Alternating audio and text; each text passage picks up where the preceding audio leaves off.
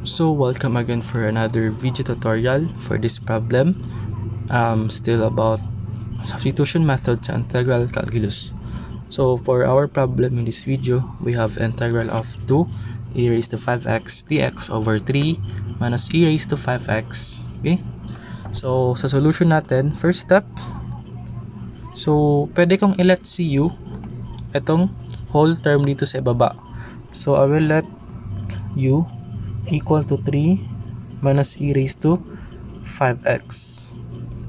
After that, differentiate mo lang si u. So our du is equal to, so for this one, derivative ng 3 is just a constant or 0. And then derivative ng e raised to 5x is equal to 5 e raised to 5x dx. But don't forget, we still have negative here. So magiging negative yan. Notice that we don't have a negative 5 dito sa ating integrand, rather 2, but hindi pa rin siya magmamatch or hindi pa rin siya equal. So therefore, para ma-solve ko si e raised to 5x dx, I will divide both sides by negative 5. So therefore, e raised to 5x dx is equal to negative of du over 5. Okay? So, sunod na gagawin, i-relate mo yung integral in terms of u. So, integral of, pwede ka itong ilabas itong 2 muna. So, 2.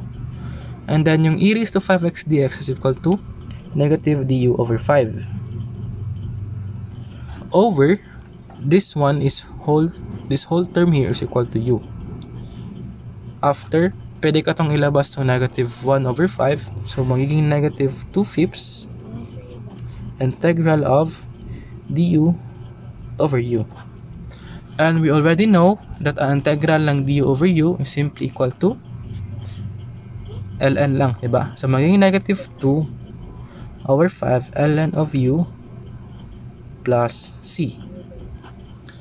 Next, so solve na. We just need to bring back our u in terms of x, which is itong 3 minus e raised to 5x.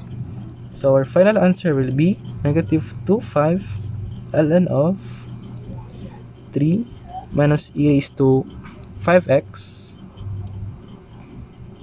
plus c. Okay, so this is now our final answer. So that's all for this video. Hopefully may nagets kayo, may natutunan kayo. Don't forget to like and subscribe to our YouTube channel. That's all. Thank you.